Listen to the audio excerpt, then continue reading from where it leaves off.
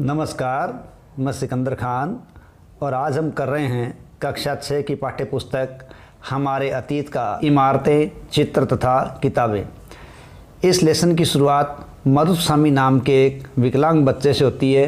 मारुतस्वामी आज बहुत खुश है क्योंकि वो लोह स्तंभ देखने तक पहुंच गया है।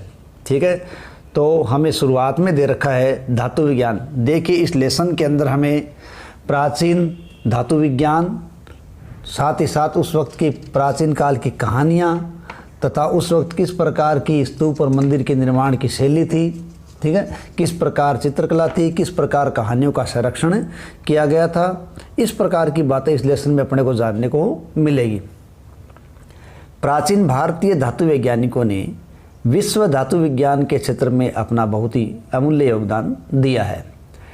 पुरातात्विक खुदाई ने यह दर्शाया कि हड़प्पावासी कुशल शिल्पी थे और उन्हें तांबे के धातु क्रम की जानकारी थी। यानी हड़प्पावासी है वो तांबे के धातु क्रम या धातु शोधन की जानकारी रखते थे।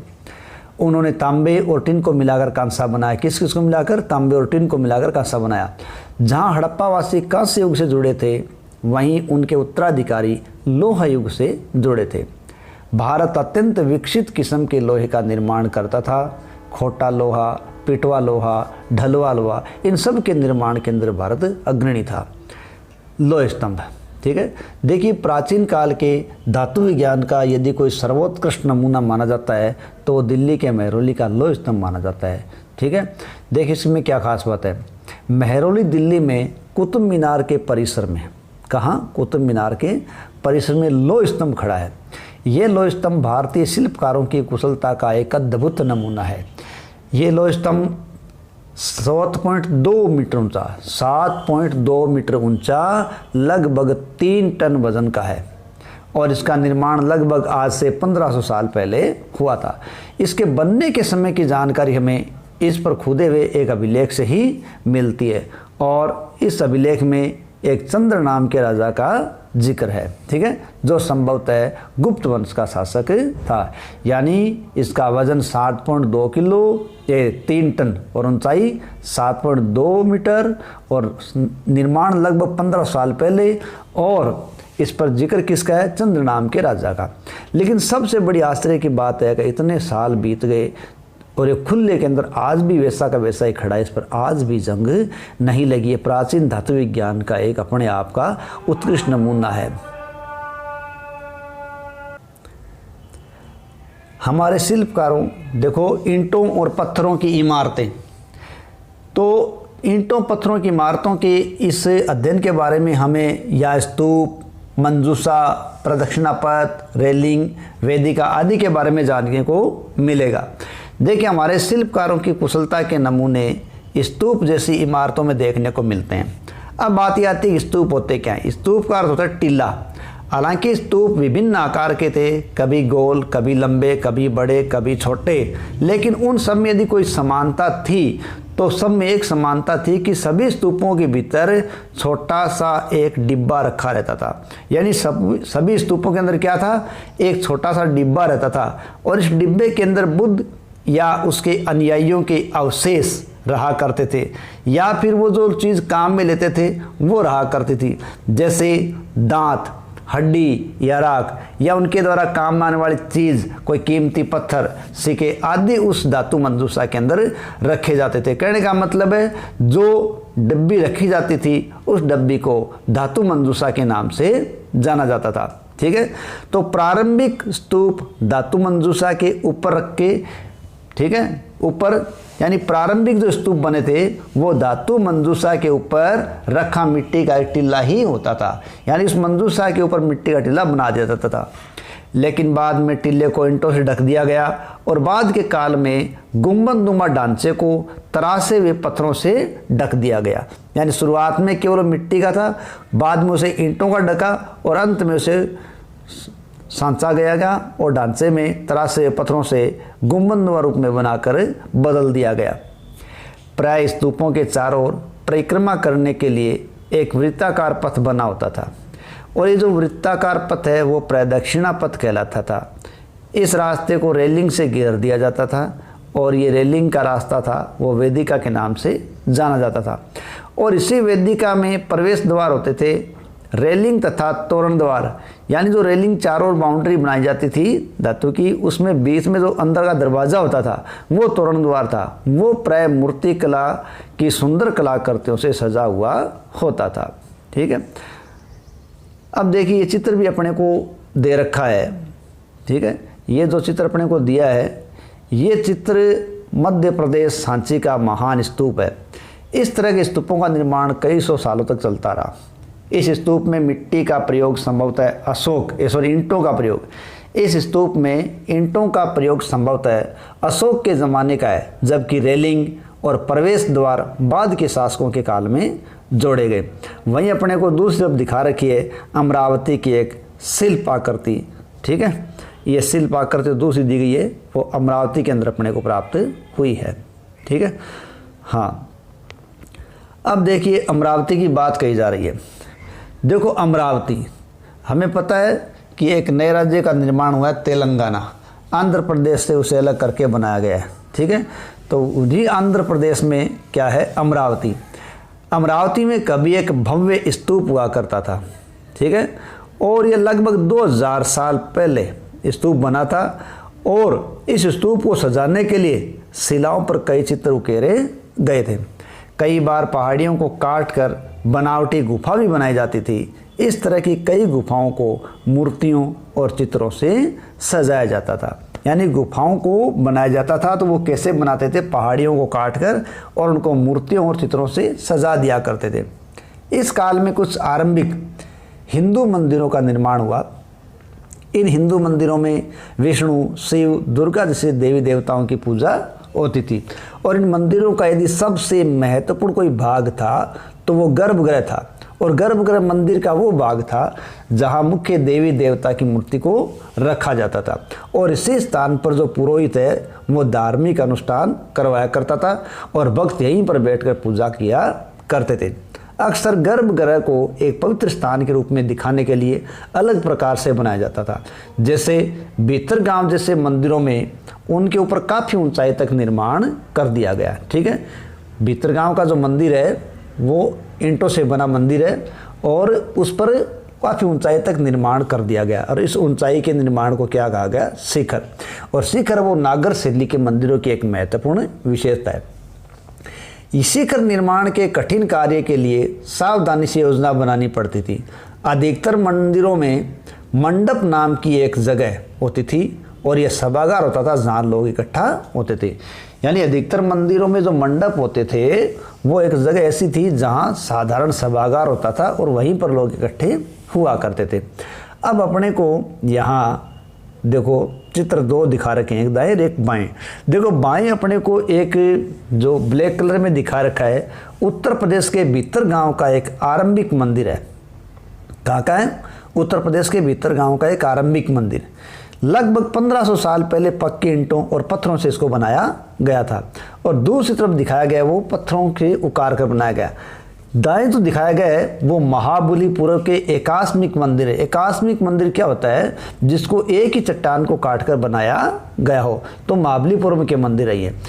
इनमें से प्रत्येक मंदिर एक ही विशाल पहाड़ी को तराश कर बनाया गया, इसलिए इनको एकाश मंदिर कहा गया। देखिए ईंटों से बनाए जाने वाले मंदिरों से एकाश मंदिर बिल्कुल अलग होते थे। कारण का ईंटों से जो मंदिर या इमारत बनाए जाते थे उसमें ईंट नीचे से एक एक जोड़ते हुए ऊपर की ओर ले जाई जाती है, जबकि चट्टान तराश कर जो इमारत या मंदिर बनाए जाते हैं उसमें तराशने वाले, पत्थर काटने वाले लोग ऊपर से नीचे की ओर आते हैं। ठीक है, तो इन मंदिरों को बनाते समय पत्थर काटने वालों को कई समस्याओं का सामना करना पड़ता था, क्योंकि ऊपर से नीचे की ओर आया करते थे। ठीक है, एहोल का दुर्गा मंदिर अपने को दिखाई दे रहा है सामने। तो एहोल एक ऐसी जगह है जिसे मंदिरों के नगर के नाम से ही जाना जाता है, और यहाँ दिखाया गया जो एहोल का दुर्गा मंदिर है वो आज से लगभग 14 साल पहले का है। ठीक है, नेक्स्ट ये अपने को कहा जा रहा है कि महाबलीपुरम एहोल ढूंढिए। जैसा कि महाबलीपुरम के अभी एकाश मंदिर का ये बात आपको दिखाई गई है, इसी प्रकार एहोल के बारे में बता रहा हूँ कि एहोल को मंदिरों का नगर कहा जाता है। तो महाबलीपुरम और एहोल इन शहरों में पत्थरों से बने कुछ उत्कृष्ट मंदिर हैं, इनमें से कुछ अपने को दिखाए गए हैं। नेक्स्ट है स्तूप मंदिर किस तरह बनाए जाते थे। ठीक है।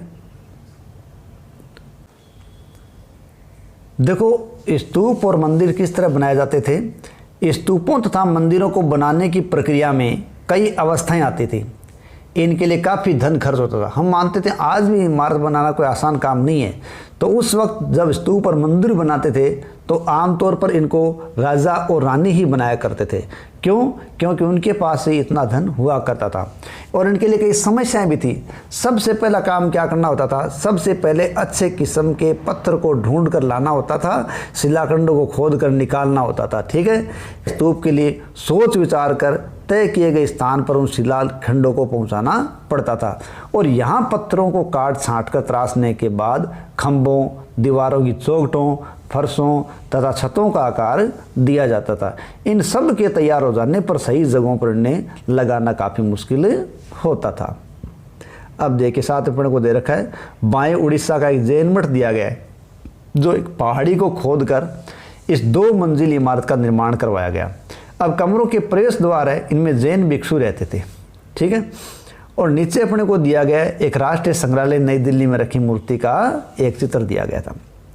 अब जो अपने को ये इमारत दिखाई गई है, गुफा जैन मठ दिखाया गया है, इस तरह के शानदार ढांचों का निर्माण करने वाले शिल्पकारों को सारा खर्च संभवतः राजा रानी ही देते थे।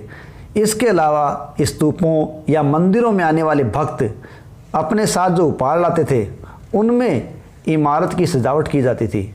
जैसे हाथी दांत का काम करने वाले श्रमिकों के संघ ने सांची के एक अलंकृत प्रवेश द्वार को बनाने का खर्चा दिया था। ठीक है, तो इस प्रकार सांची के तोरण को बनाने का खर्चा हाथी दांत का काम करने वाले श्रमिकों के एक संघ ने दिया था।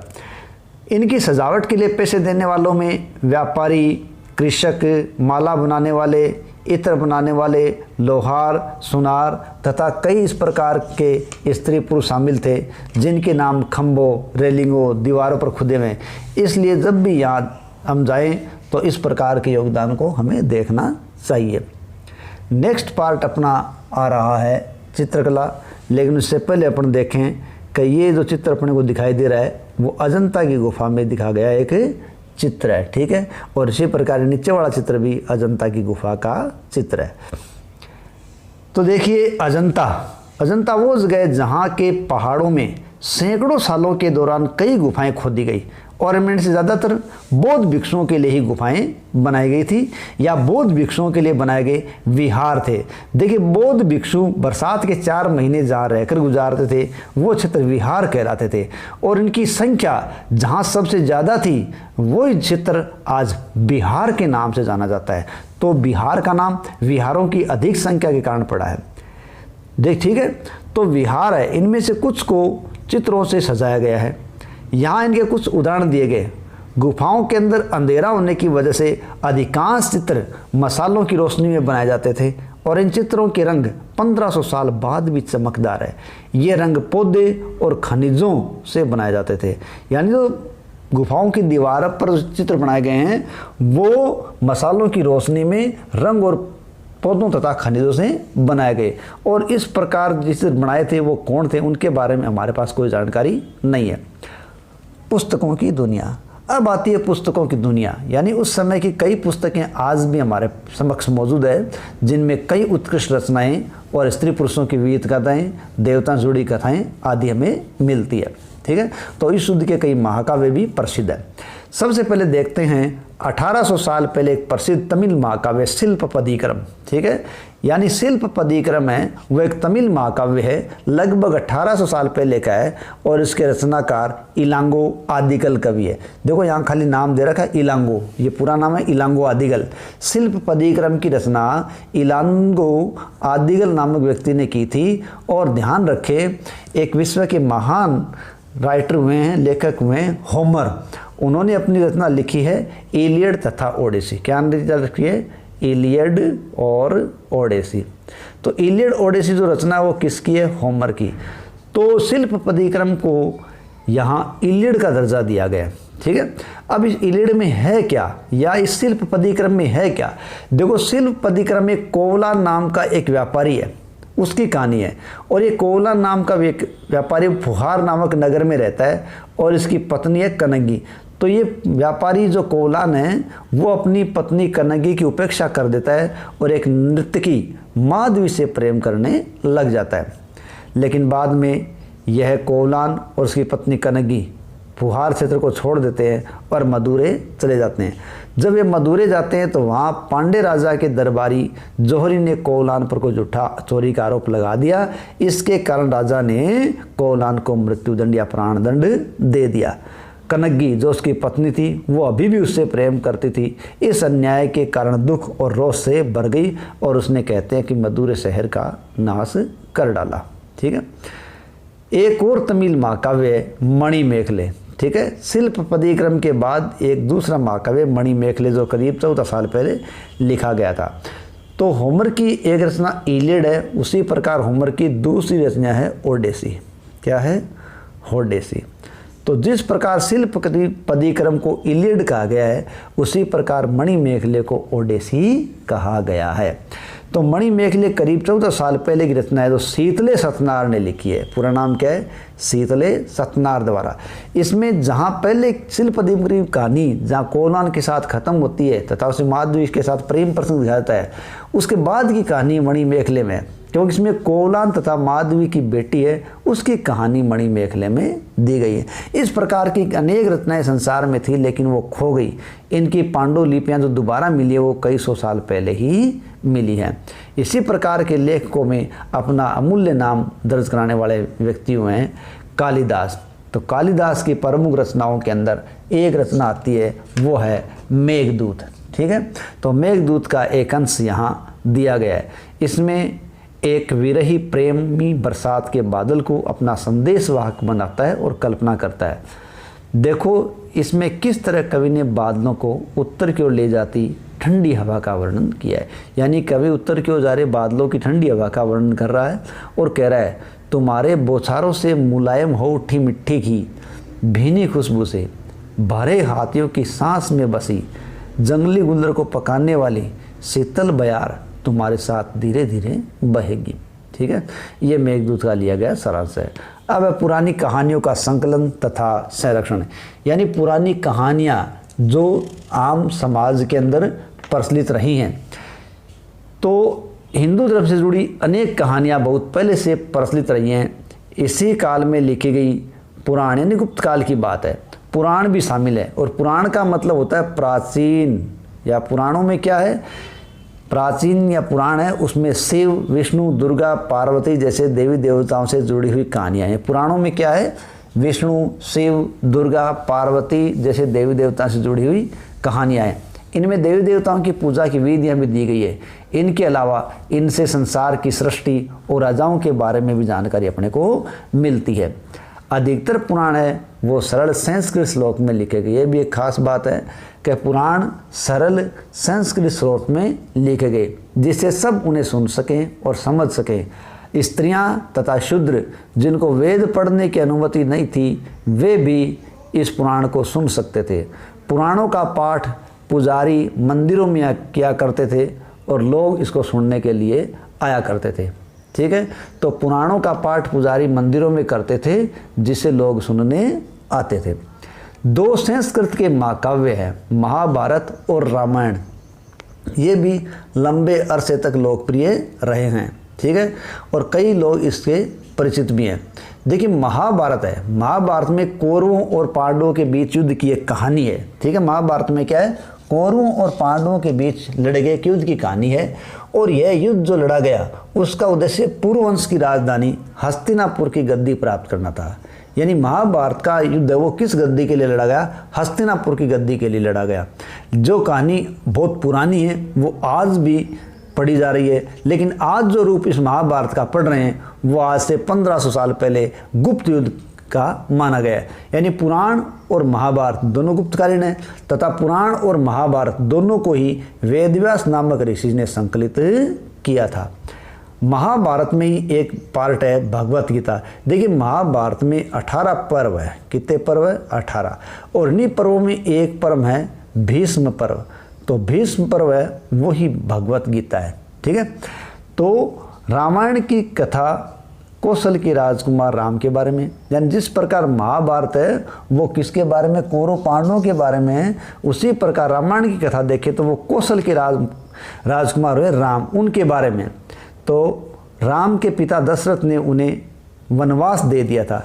वन में उनकी पत्नी सीता का लंका के राजा रावण ने अपहरण कर लिया। सीता को वापस पाने के लिए राम को लड़ाई लड़नी पड़ी और वे विजयी होकर कौशल की राजधानी अयोध्या लौटे। ठीक है, तो इसी विजय को आज भी हर्षोल्लास से दीपावली के रूप में मनाया जा रहा है। अलग अलग क्षेत्र में दीपावली की देखिए अलग अलग मान्यता है। महाभारत की तरह ही रामायण भी एक प्राचीन कहानी है जिसे बाद में लिखित रूप दिया गया।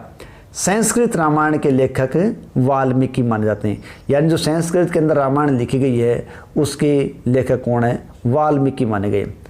अब आम लोगों द्वारा कही जाने वाली कहानियाँ, यानी आम लोगों के बीच भी कुछ कहानियाँ प्रचलित हुई हैं। आम लोग भी कहानियाँ कहते थे, कविताओं और गीतों की रचना करते थे, गाते थे, नाचते थे, नाटक खेलते थे।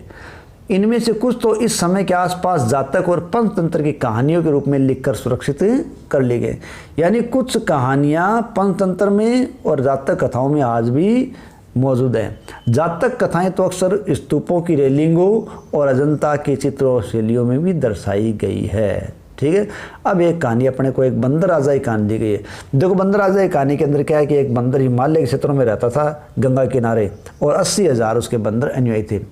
उनके पास एक खास आम का पेड़ था जिसमें बहुत मीठे फल लगते थे आम के। एक दिन क्या हुआ, पका हुआ आम नदी में गिर गया और गंगा नदी में बहता आम राजा के पास पहुंच गया, वाराणसी। राजा ने आम चखा तो वो हैरान रह गया। उसने अपने राज्य के जंगलों की देखभाल करने वालों से पूछा, ये आम का पेड़ कहाँ है? तो वो लोग राजा को हिमालय ले गए।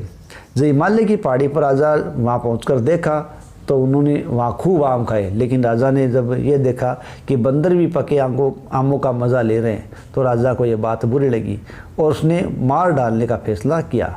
लेकिन बंदरों के राजा ने अपनी प्रजा को बचाने के लिए अपना सर्वस्व न्यौछावर कर दिया।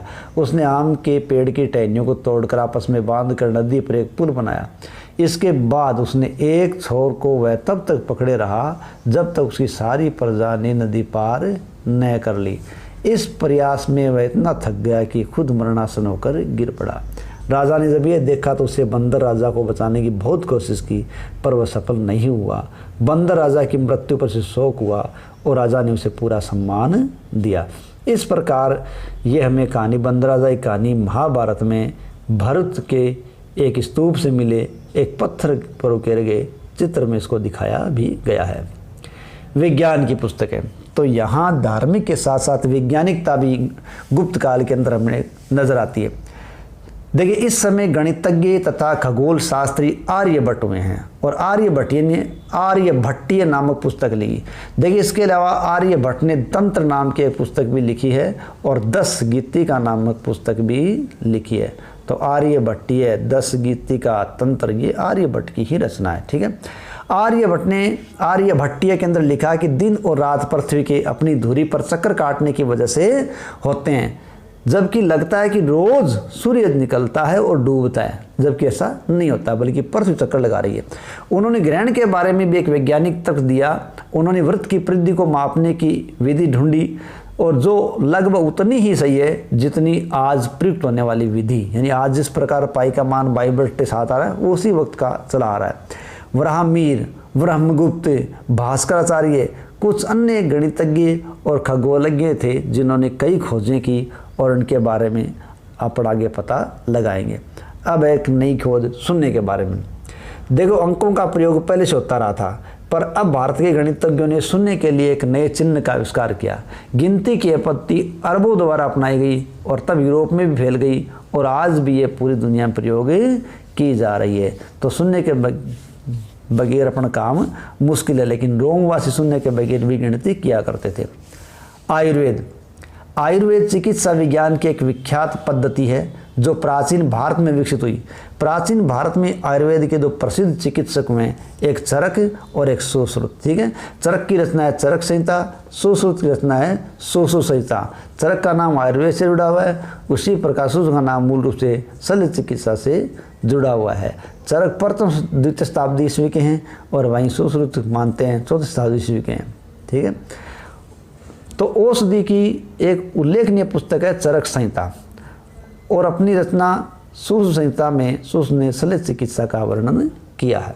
इस प्रकार ये हमारा लेसन समाप्त होता है और इस लेसन के अंदर हमने कई चीज़ों के बारे में जानकारी प्राप्त की। पुरानी कहानियाँ और चित्रकला तथा निर्माण शैलियाँ आदि के बारे में जानकारी। आशा है आपको लेसन पसंद आया होगा। धन्यवाद। जय हिंद, जय भारत।